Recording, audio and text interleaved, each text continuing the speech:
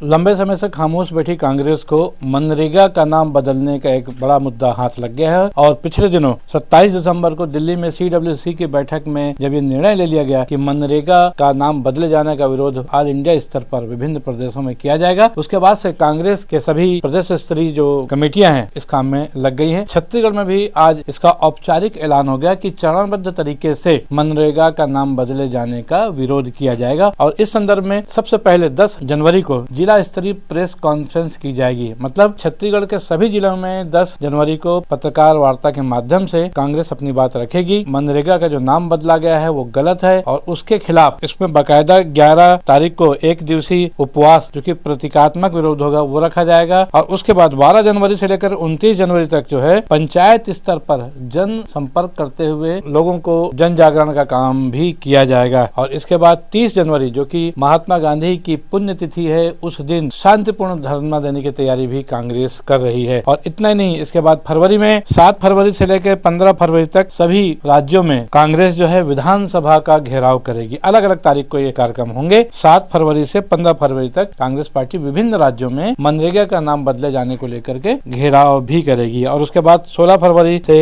25 फरवरी के बीच AICC है जो स्थानीय स्तर की विभिन्न प्रदेशों में जो वहाँ के लोग हैं वो रैलियां निकालेंगे। तो कुल मिला के देखा जाए तो लगभग 1.5 महीने से ज्यादा का एक चरणबद्ध कार्यक्रम कांग्रेस बना चुकी है जिसका क्रियान्वयन 10 जनवरी से शुरू हो जा रहा है। आपको बता दें कि 27 दिसंबर को जो CWC की बैठक हुई थी उसके बाद कांग्रेस के महासचिव KC वेणुगोपालन ने साफ कह दिया है जो भी सरकार ने घोषणा की है वो सब बकवास है। एक तरफ तो सरकार ये कह रही है केंद्र सरकार कि 100 दिन के बजाय 150 दिन काम देंगे, पैसा कहाँ से आएगा? उनका कहना है कि केंद्र सरकार ने अपने हिस्से का जो धन 90% देती थी उसको घटाकर 60% कर दिया, तो पैसा कहाँ से आएगा? उन्होंने यह भी कहा यदि हमको आवश्यकता पड़ी ऐसा लग रहा है तो कांग्रेस की तैयारी इस बात भी है कि इस जो अधिनियम बनाया गया अभी रिसेंटली जिसपे राष्ट्रपति के हस्ताक्षर भी हो चुके हैं उसके खिलाफ हम अदालत भी जाएंगे। मतलब मनरेगा के नाम बदले जाने की लड़ाई कांग्रेस अदालत में भी लड़ने के लिए तैयार है।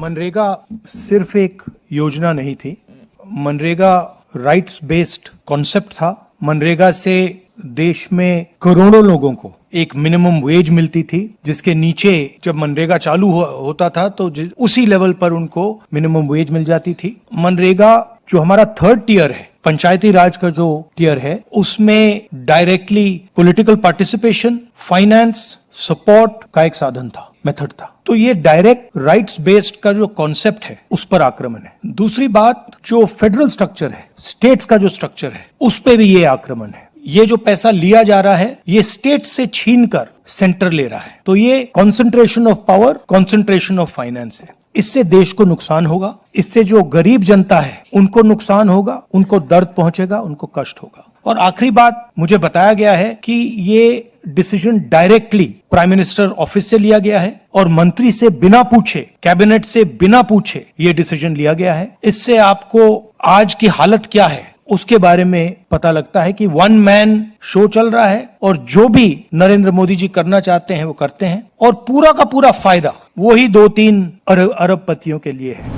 आज 4 तारीख है और 10 जनवरी से पत्रकार वार्ता के माध्यम से मनरेगा के नाम बदले जाने के खिलाफ कांग्रेस पूरे हिंदुस्तान के राज्यों में इस आंदोलन की शुरुआत करने जा रही है और छत्तीसगढ़ में भी इसकी शुरुआत निसंदेह प्रदेश अध्यक्ष दीपक बैज के नेतृत्व में हो रही है। पूर्व मुख्यमंत्री भूपेश बघेल, नेता प्रतिपक्ष चरणदास महंत और तमाम नेता भी इसके साथ जुड़कर रहेंगे, इसमें कोई दो राय नहीं है। आपको बता दें कि 3 जनवरी तक कल ही पूर्व मुख्यमंत्री भूपेश बघेल के पुत्र चैतन्य बघेल की रिहाई हुई है। लगभग 168 दिन मतलब 5.5 महीने जेल में रहने के बाद उनको जमानत मिली है। छेरछेरा का भी एक महत्वपूर्ण त्योहार छत्तीसगढ़ का होता है, उस दिन रिहाई हुई है चैतन्य बघेल की और जिसको लेकर के भूपेश बघेल ने एक बयान भी दिया था पत्रकारों से बातचीत करते हुए कि वो 3 खुशियां एक साथ मना रहे हैं। एक तो छेरछेरा का त्योहार, दूसरा उनके बेटे की रिहाई और तीसरा उनके पोते का जन्मदिन।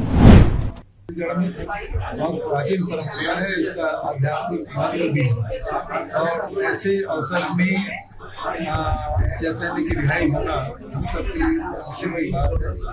ईडी ने घर की खुशी छीनने के लिए चैतन्य के जन्मदिन के 18 जुलाई को उनकी